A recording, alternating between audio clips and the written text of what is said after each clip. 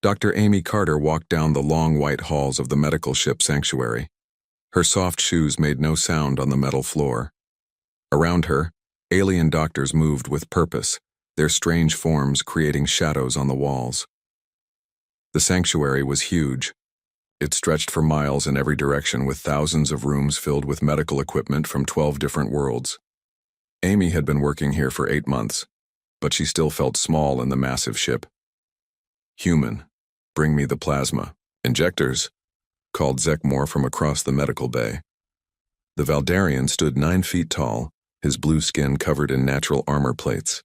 4 arms moved with quick precision as he worked on a patient. Amy grabbed the requested tools and hurried over. Zekmore took them without looking at her. "Your people still use crude metal tools to cut flesh," he said to the other doctors nearby. "How primitive." The other alien doctors made sounds that Amy had learned meant laughter. The snake-like Sathi hissed through their forked tongues. The crystal beings called Keth chimed like broken glass. Even the fuzzy Mortak squeaked in amusement. Amy said nothing. She had learned that arguing only made things worse. Instead, she watched everything they did. Every procedure, every tool, every technique went into her memory. "Dr. Carter," called Dr. Silith, a Sathi with bright green scales. "Please count the medical supplies in storage bay 7.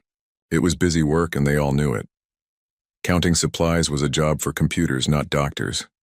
But Amy nodded and left the medical bay without complaint. Storage bay 7 was quiet and cold.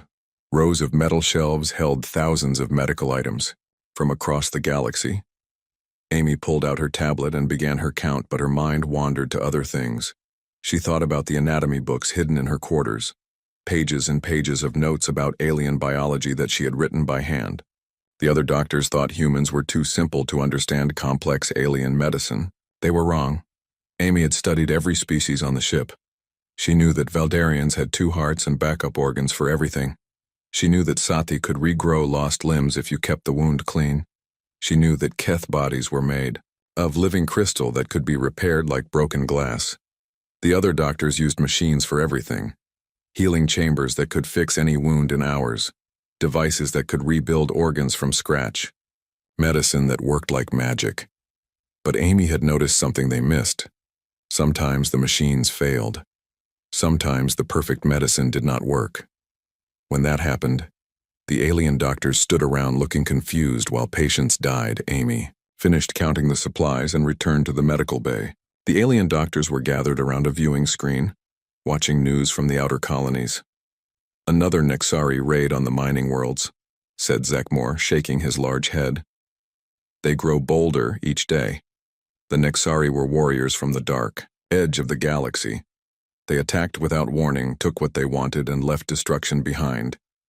Their ships were fast and their weapons were deadly. The colonies will need medical aid soon," said Dr. Silith. "We should prepare for casualties." Amy listened but stayed quiet. She had treated Nexari prisoners before. Their biology was strange, built for war and violence, but she had learned their secrets too, writing everything down in her hidden notes. The shift ended and Amy returned to her small quarters. The room was tiny compared to the alien doctor's suites, but it was hers. Books and papers covered every surface. Hand-drawn diagrams of alien organs hung on the walls. Amy sat at her desk and opened her newest notebook. Inside were detailed drawings of Nexari anatomy. She had spent weeks studying their prisoners, learning how their bodies worked. The information might be useful someday. A soft chime came from her computer. A message waited for her. Amy opened it and found new orders from command. The sanctuary was being sent to the Kepler mining colony. Reports said Nexari raiders had attacked 3 days ago. Amy smiled for the first time that day. Finally, some real medical work. The alien doctors could laugh at her all they wanted, but she knew her skills would be needed soon. She packed her medical bag with care. Standard human supplies went in first. Bandages, painkillers, antibiotics, and surgical tools. Then she added items the aliens did not use. Old Earth medicines that worked in simple ways. Compounds that could be mixed and changed for different patients. The bag also held her most important tool, a hand scanner that could read the biology of any living thing. The device was her own design, built from spare parts over many months. The alien doctors did not know it existed. Amy looked out her small window at the stars rushing past. Somewhere ahead, people were hurt and dying. The alien doctors would use their machines and their perfect medicines. They would save most of the patients, but some cases would be too hard for machines. Some patients would need a doctor who could think outside the rules. Someone who understood that medicine was more than just technology. Amy Carter was ready to show them what human medicine could do. The sanctuary dropped out of hyperspace near Kepler mining colony, with a shudder that Amy felt in her bones. Through the medical bay windows, she could see the colony spinning slowly in space. Dark scars marked its surface where Nexari weapons had burned through the metal hull. "Medical teams to stations," announced Captain Martinez over the ship's speakers. "Prepare for mass casualties." Amy grabbed her medical bag and followed the alien doctors to the transport bay. Shuttles waited to carry them down to the colony. The alien doctors filled the first 3 shuttles with their equipment and staff. Amy climbed into the last shuttle with the human crew members. The colony was worse than the reports had said. Bodies floated in the damaged sections where the air had leaked out. Emergency lights cast red shadows over twisted metal and broken glass. The smell of burned electronics and death filled the air. "Set up the treatment areas in the main plaza," ordered Zekmor as they entered the colony. "Valdarian team takes level 1, Sathi team takes level 2, Keth team takes level 3. Amy waited for her assignment. Zekmor looked at her like he had forgotten she existed. "Human, you can help with supply distribution," he said finally. Amy nodded but did not move toward the supply crates. Instead, she walked to where the wounded were lying on makeshift beds. Her scanner came out of her bag quietly, and she began taking readings. The first patient was a Mortak engineer with burns covering half his furry body. The alien doctors had put him in a healing chamber, but something was wrong. The burns were not healing properly. Amy's scanner showed why. Traces of Nexari biotoxin in his bloodstream. Amy had seen this before in the prison hospital. Nexari weapons carried poison that stopped normal healing. The alien doctors' machines could not detect it because they had never seen it before. She moved to the next patient, then the next. All of them showed signs of biotoxin poisoning. The alien doctors were treating the wounds but missing the real problem. Amy found Dr. Silith working on a Keth patient whose crystal body was cracking apart. "The healing ray is not working," hissed Dr. Silith in frustration. "His structure should be reforming by now." Amy looked at her scanner readings. The biotoxin was eating away at the crystal bonds that held the Keth's body together. "May I suggest something?" Amy asked quietly. Dr. Silith looked up with irritation. "What could you possibly know about Keth biology?" "I think there might be poison in his system," Amy said. "Something that blocks healing." Dr. Silith hissed in dismissal. "Our scanners show no toxins. Go back to your supply work." Amy walked away but did not go to the supplies. Instead, she found an empty room and began mixing compounds from her medical bag. Human antidotes could be changed to work on alien biology if you knew what you were doing. She found a young human colonist with chemical burns and asked if she could help. The boy's parents agreed, desperate for any treatment. Amy cleaned the wounds with a simple saline solution, then applied a mixture of human antibiotics and antitoxin compounds. Within an hour, the burns began to heal. The boy's fever broke and his breathing improved. Word spread quickly among the human survivors. Amy worked through the night, treating patients the alien doctors had given up on. A Valdarian soldier whose wounds would not close. A Sathi miner, whose scales were falling off. A Mortak family whose fur was turning black with poison. Each time, Amy used simple human medicine combined with her knowledge of alien biology. She mixed compounds by hand, adjusted doses based on body weight and species, and watched for reactions that machines could not detect. By morning, Amy had a line of patients waiting for her. Aliens who had been told they could not be saved were walking around with clean bandages and healing wounds. Zekmor found her in the makeshift clinic she had set up in a storage room. "What are you doing here?" he demanded, his forearms crossed in anger. "Treating patients," Amy said simply. "With what?" You have no proper equipment. Amy held up a small vial of clear liquid.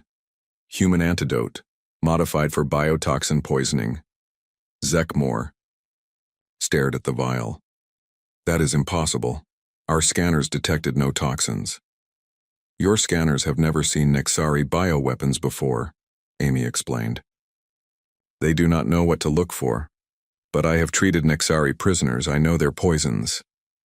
A Keth doctor named Chime of Stars entered the room. His crystal body sparkled with health, very different from the cracking, dying patients Amy had seen yesterday. The human doctor saved my life, Chime of Stars said to Zekmore. Her medicine works where ours failed. Zekmore's blue face showed confusion and anger. This is not possible. Human medicine is primitive. Maybe, said Amy, mixing another dose for a waiting patient, but primitive medicine sometimes works when advanced medicine does not. Dr. Silith slithered into the room, her green scales bright with excitement. The humans' treatments have a 90% success rate. Our machines have only 60%. Amy continued working while the alien doctors talked around her. She did not need their approval to save lives. Every patient she helped was proof that human medicine had value. But as she worked, Amy noticed something troubling in her scanner readings. The biotoxins in the patients were not random. They were designed to target specific alien biologies. Someone had created these weapons, with detailed knowledge of how different species worked. The Nexari were not just random raiders. They were collecting biological data for a purpose. And if they got their hands on the medical databases of a ship like the Sanctuary, they could create weapons that would kill entire species. Amy looked out the window at the medical ship floating in space above them. Thousands of files containing the biological secrets of 12 different species. In the wrong hands, that information would be a weapon of mass destruction. She had a feeling the Nexari would be back soon to collect their prize. Amy was cleaning wounds on a Mortak child when the alarm started screaming. Red lights flashed throughout the colony as the emergency speakers crackled to life. All medical teams returned to the sanctuary immediately, came Captain Martinez's urgent voice. This is not a drill. The alien doctors dropped their equipment and ran for the shuttles. Amy picked up the Mortak child and carried her to the transport bay. The little girl's fur was soft against Amy's arms, and she could feel the child's rapid heartbeat. What is happening? Asked the girl's mother in broken standard. I do not know, Amy said honestly, but we will keep you safe. The shuttle ride back to the sanctuary was tense and quiet. Through the small windows, Amy could see something massive approaching from deep space. It was dark against the stars, but growing larger by the minute. Once aboard the medical ship, Amy ran to the bridge with the other senior staff. Captain Martinez stood before the main display screen, his face grim. The image showed a Nexari battle, cruiser 3 times the size of the Sanctuary. The ship identifies itself as the Void Serpent, said Lieutenant Collins from the sensor station. It is commanded by war leader Crix Ven. Amy had heard that name before. Crix Ven was famous among the Nexari for his brutal efficiency. He had destroyed entire colonies without leaving survivors. Are they responding to our medical status broadcast? Asked Dr. Silith. Captain Martinez shook his head. They have acknowledged our protected status under galactic law. They do not care. The communications officer looked up from his station. Sir, we are receiving a transmission from the Nexari ship. Put it on screen, ordered the captain. The display changed to show a Nexari warrior in full battle armor. His face was covered in scars and his eyes glowed red in the dark helmet. When he spoke, his voice was like grinding metal. I am war leader Crix Ven of the Void Serpent. You will surrender your ship and transfer all medical databases to us. You have 1 hour to comply. Captain Martinez stepped forward. This is a medical vessel operating under neutral status. We carry no weapons and pose no threat to your forces.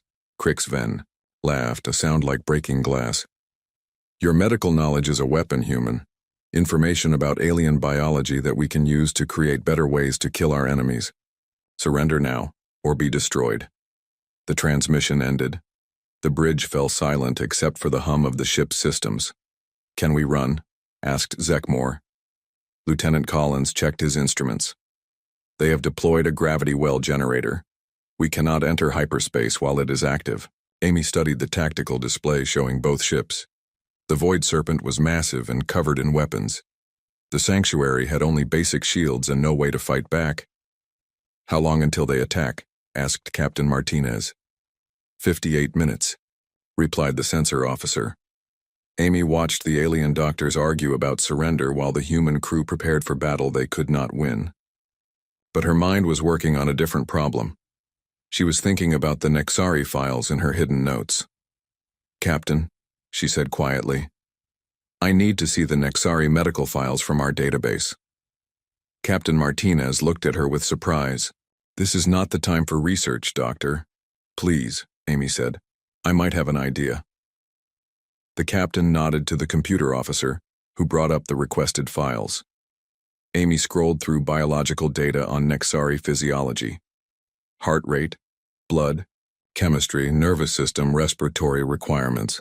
They breathe nitrogen and methane, Amy said to herself. Body temperature runs hot. Neural interfaces connect directly to their cybernetic implants. Dr. Sylith hissed impatiently. What does any of that matter now? Amy looked up from the screen. Their ship has to maintain a specific atmosphere for the crew to survive.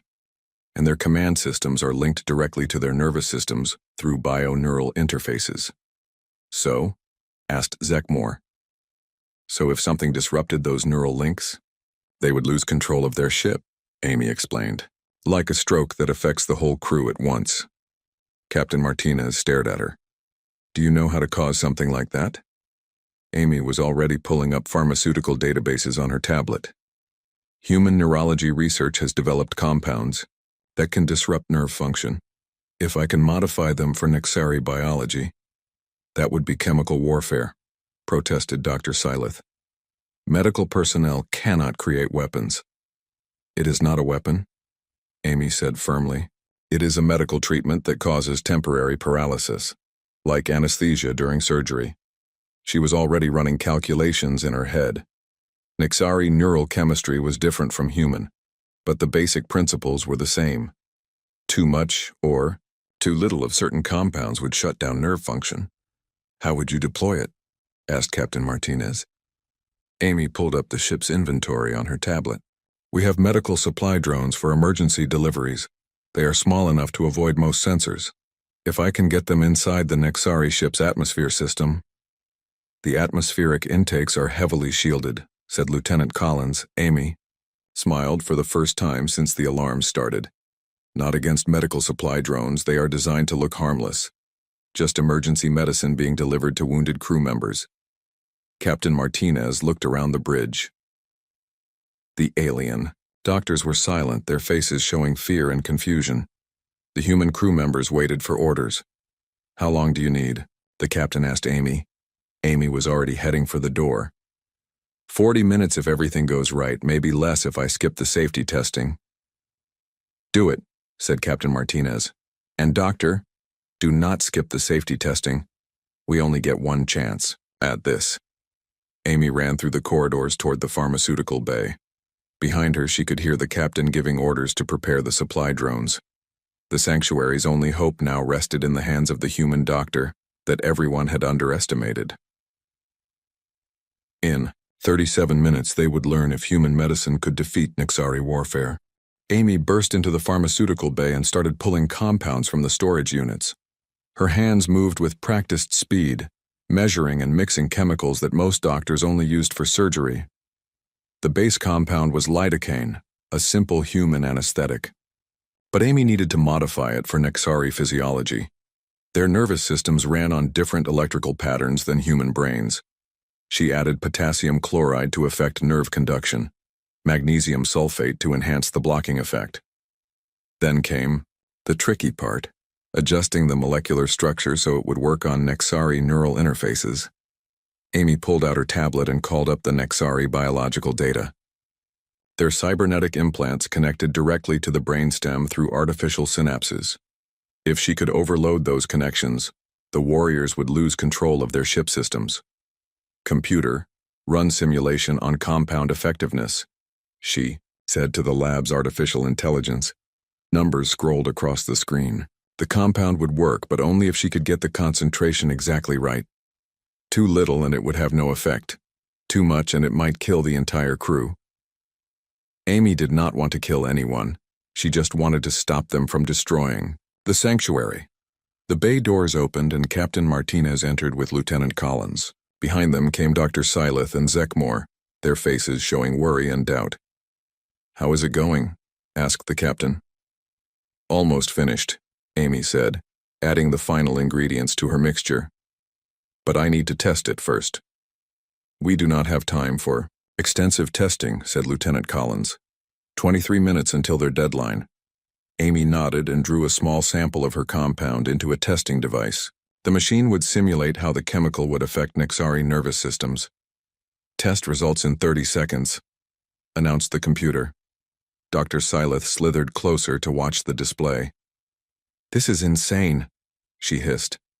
"You are trying to drug an entire warship with modified anesthesia." "It will work," Amy said with more confidence than she felt. The test results appeared on screen. The compound would disrupt Nexari neural interfaces for approximately 2 hours. No permanent damage, but complete loss of cybernetic control during that time. "Perfect," said Amy, filling aerosol dispensers with her mixture. "Now we need to get these into their atmospheric system." Captain Martinez activated his communicator. "Bridge to drone bay. Are the supply drones ready?" "Ready and loaded with medical supplies, sir," came the reply. "They will look like standard emergency deliveries." Amy handed the aerosol dispensers to Lieutenant Collins. "These need to be placed in the atmospheric intake ports. The compound will spread through their air system within minutes." The group hurried to the drone bay, where 3 small automated craft waited. Each drone was about the size of a large dog, painted white with red medical crosses. They looked completely harmless. "The Nexari ship has 12 atmospheric intake ports," said the drone operator. "But we can only target 3 before they detect the pattern." Amy checked her calculations again. 3 should be enough. The air circulation will spread the compound throughout the ship. Captain Martinez looked at the tactical display. The Void Serpent was moving closer, its weapons charging for the killing blow. "Launch when ready," he ordered. The drone bay doors opened and the 3 small craft shot out into space. On the display screen, they appeared as tiny white dots against the massive dark bulk of the Nexari warship. Amy watched the timer count down. 15 minutes until the deadline. The drones would need 12 minutes to reach their target and deploy the compound. "Nexari ship is hailing us again," announced the communications officer. The screen showed War Leader Crix Ven, his scarred face angry behind his helmet. "Your time grows short, medical ship. Prepare to transfer your databases or face destruction." "Captain." Martinez stepped forward. "We are a neutral vessel. Destroying us would violate every treaty in known space." Crix Ven laughed his grinding laugh. "Who will enforce these treaties when we control the weapons to kill any species we choose? Your medical knowledge will help us conquer the galaxy." Amy watched the drone positions on her tablet. 2 more minutes until they reached the atmospheric intakes. "We need more time," she whispered to Captain Martinez. The captain activated his communicator. "War Leader, we are prepared to negotiate. Surely we can reach some agreement that benefits both sides." "There is nothing to negotiate," snarled Crix Ven. "Surrender or die." On Amy's tablet, the first drone reached its target. A small puff of gas showed the compound being released into the Nexari ship's air system. "Drone 1 successful," she reported quietly. The second drone found its target and deployed its payload. Then the third. All 3 drones had completed their mission. "Now we wait," Amy said. Dr. Syleth watched the tactical display with confusion. "Nothing is happening. The Nexari ship is still powering weapons." "It takes time for the compound to spread," Amy explained, "and more time to affect their neural interfaces." War Leader Crix Ven appeared on screen again. "Your time is up, humans. Prepare to—" His voice cut off suddenly. His red eyes went wide behind his helmet, and his armored hands grabbed at his head. "What is happening?" he shouted, but his voice was weak and confused. Throughout the Nexari ship, lights began flickering on and off. The massive vessel's smooth movement became jerky and uncontrolled. "Their weapons are powering down," reported Lieutenant Collins with amazement. "Shields are fluctuating. It looks like they are losing system control." Amy watched the readings. On her tablet, the compound was working exactly as designed. Nexari crew members throughout the ship were losing their connections to the cybernetic systems that controlled everything. War Leader Crix Ven tried to speak again, but his words came out slurred and unclear. Whatever he was trying to say was lost in static. "Their communication systems are failing," said the communications officer. "I think we did it." Amy allowed herself a small smile. Human medicine had just defeated the most feared warship in Nexari space. But she was not finished yet. The Void Serpent was helpless now, but it would not stay that way forever. In 2 hours, the compound would wear off and Crix Ven would be angry enough to destroy everything in sight. Amy had to end this properly, the way a doctor should, with healing instead of more violence. Amy stood before the communications console and took a deep breath. Around her, the bridge crew watched in amazement as the massive Nexari warship drifted helplessly in space. But Amy knew this was the most dangerous moment of all. "Open a channel. To the Void Serpent," she said. Captain Martinez looked at her with concern. "Are you sure about this?" Amy nodded. "I need to speak with War Leader Crix Ven directly. In Nexari." The communications officer's hands moved over his controls. "Channel. Open." Amy began speaking in the harsh, guttural language of the Nexari. She had learned it during her months treating their prisoners, and she spoke it well enough to command respect. "War Leader Crix Ven, this is Dr. Amy Carter of the medical vessel Sanctuary. I am the human who has done this to your ship." Static filled the channel for several seconds. Then came a weak voice speaking broken standard through obvious pain and confusion. "Human, what have you done to my warriors?" Amy continued in Nexari, her voice calm and professional. "I have administered a medical compound that temporarily disrupts neural interface connections. Your crew is experiencing disorientation and loss of cybernetic control. You poisoned us," Crix Ven managed to say. "No," Amy replied firmly. "I gave you medicine. The same kind of medicine human doctors use before surgery to block pain. Your warriors are not hurt, only disconnected from their machines." On the tactical display, the Void Serpent continued to drift. Its weapon systems were dark, and its engines had shut down completely. Amy switched back to standard so everyone on the bridge could understand. "War Leader, I know what your crew is feeling right now. The disconnection from cybernetics is frightening for Nexari warriors. You feel weak and lost without your technological connections." Dr. Silith hissed softly. How does she know their psychology so well? Amy ignored the question and continued addressing Crix Ven. "I can provide an antidote that will restore your crew's neural functions, but I need something from you first." "What do you want?" Crix Ven asked, his voice gaining some strength. "Order your ship to withdraw from this system. Return to Nexari space and leave the medical colony alone. Do this, and I will transmit the antidote formula to your medical officer." Silence filled the channel. Amy could imagine the proud war leader struggling with the choice. Nexari culture valued strength above all else, but they also respected worthy opponents. "You defeated my ship without weapons," Crix Ven said finally. "Without killing my crew, this is unusual." Amy spoke in Nexari again, using formal phrases that showed respect for his position. "I am a healer, not a warrior, but I protect those under my care. Your attack threatened innocent people. Your knowledge of our biology is impressive," admitted Crix Ven. "How does a human learn such things?"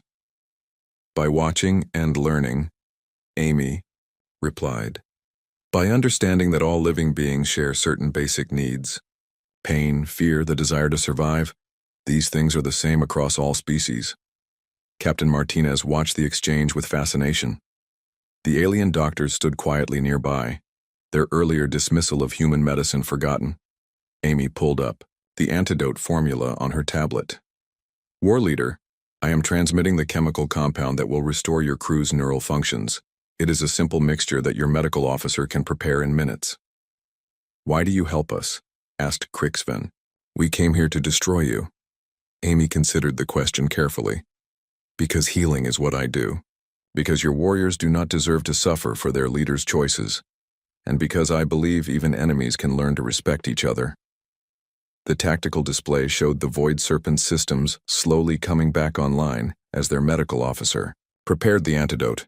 Within minutes, the ship's movement became smooth and controlled again. My systems are restored, announced Crixven, his voice now strong and clear.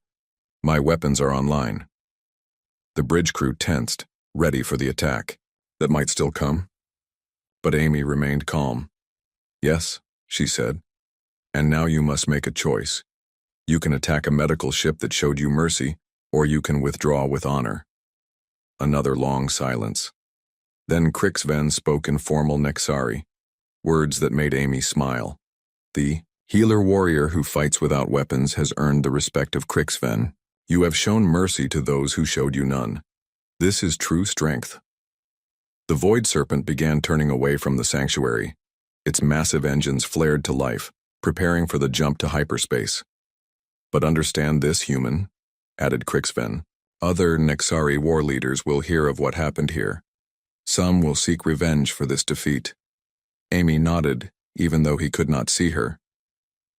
I understand. But they will also hear that a human doctor defeated a Nexari warship through knowledge and skill, not violence. Perhaps some will think twice before attacking medical vessels. Perhaps, agreed Crixven. Farewell, Dr. Amy Carter. Should you ever need allies among the Nexari, know that war leader Crixven remembers his debt. The Void Serpent disappeared into hyperspace, leaving the sanctuary alone with the damaged mining colony. Captain Martinez turned to Amy with amazement. I have never seen anything like that. You turned an enemy into an ally.